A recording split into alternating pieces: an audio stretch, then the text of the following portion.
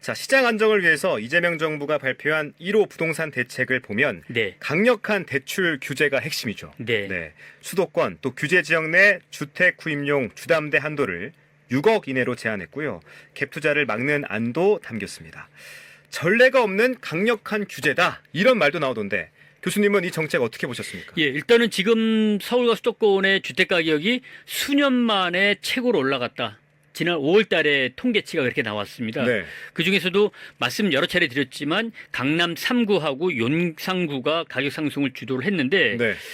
지금 서울의 최고가 주택 가격을 거래한 지역들 보면은 강남구에 있는 서초구에 있는 모 아파트 33평짜리가 70억이 넘게 거래가 됐었습니다. 미쳤다. 네. 그 전에는 이 33평짜리가 그 30억대, 40억대 정도였는데 불과 한 1, 2년 사이에 평당 2억 원을 돌파를 했다라는 그런 기록이 나와져 있는 상태입니다. 네. 또 이러한 가격 상승세가 용산구 그리고 마포구, 성동구로 조금씩 확대가 되고 있고 네. 또 수도권 지역에서는 과천 그리고 분당 지역까지 좀 확산되는 모습을 좀 띠고 있었습니다.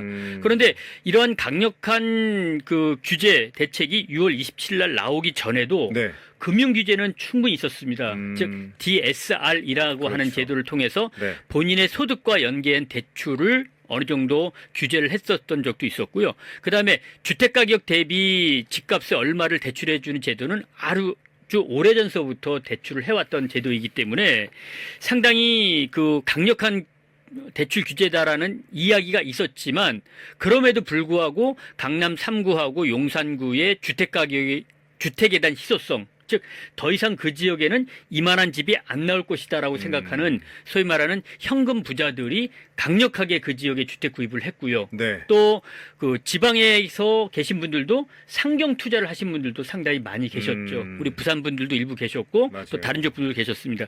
이렇게 강력한 규제인데도 불구하고 집값이 올라가다 보니까는 지금 말씀하셨던 것처럼 사상 유례가 없는 대출 한도 폭을 DSR이라든지 집값이라든지 여건에 관계없이 6억까지 대출을 막았다라는 강력한 규제 대책을 내놨다. 지금 현재 집값이 상승하는 거를 봤을 때는 네. 아마 뭐 특단의 조치다라는 측면 이렇게 하지 않으면 집값을 잡지 못할 것이다라는 정부 당국자들의 급박한 마음이 좀 담겨져 있다. 이렇게 생각이 들고 있는데 네. 지금 이 집값을 이렇게 금융적인 한도 내에서 규제를 한 것으로 과연 집값이 안정될 수 있을까? 저는 그렇지 않다라고 보거든요. 네. 말씀드렸던 것처럼 이러한 강력한 규제 대책은요. 네. 지난 노무현 대통령 시절에도 나왔었고 그리고 문재인 대통령 정부 때. 시절에도 나왔었고 그리고 또 이번 정권에서도 지금 나오기 시작을 했는데 네. 결국은 수요와 공급에 따라서 가격이 결정될 가능성이 크기 때문에 집값이 올라간다라는 신호가 있는 지역의 경우에는 현금 부자분들이 더 추가적으로 매수할 가능성도 있다. 그래서 집값을 안정시키려고 그러면은 현금 매수할 수 있는 분들 숫자보다 그 분들이 선호하는 강남 지역과 용산 지역에 더 많은 집을 줘주면 되겠죠. 그러니까 현금 부자들이 대출 안 받더라도 뭐 40억, 50억짜리 집을 살 수 있다. 그분들이 100분이다라고 하면은 100분이 살 수 있는 것보다 더 많은 집, 101채, 102채 이렇게 져주다 보면은 떨어지겠네.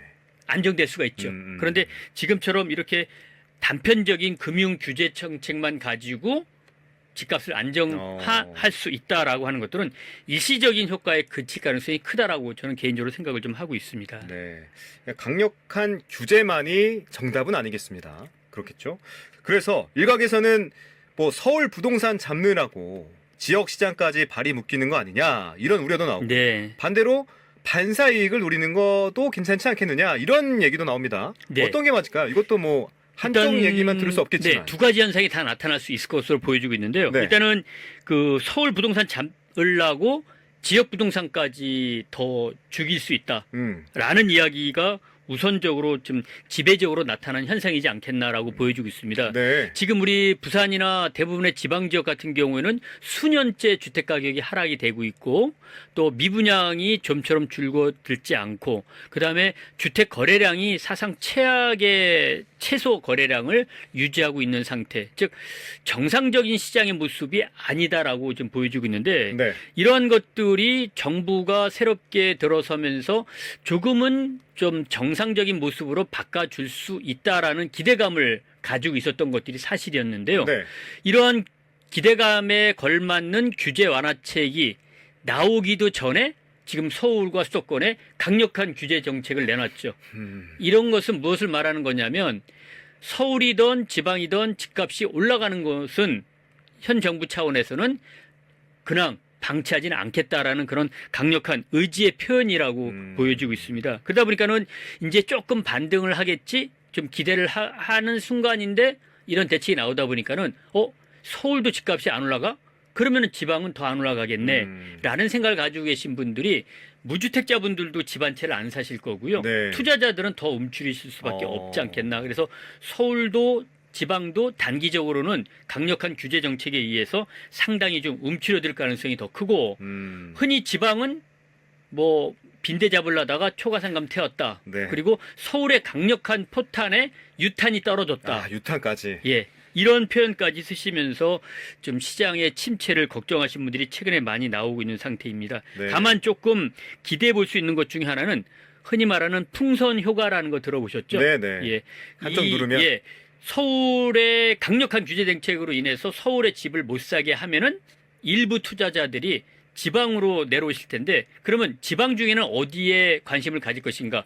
저는 개인적으로 그래도 우리 부산이 제2의 도시로서 서울 다음으로는 관심의 대상이 되지 않겠나. 자, 아까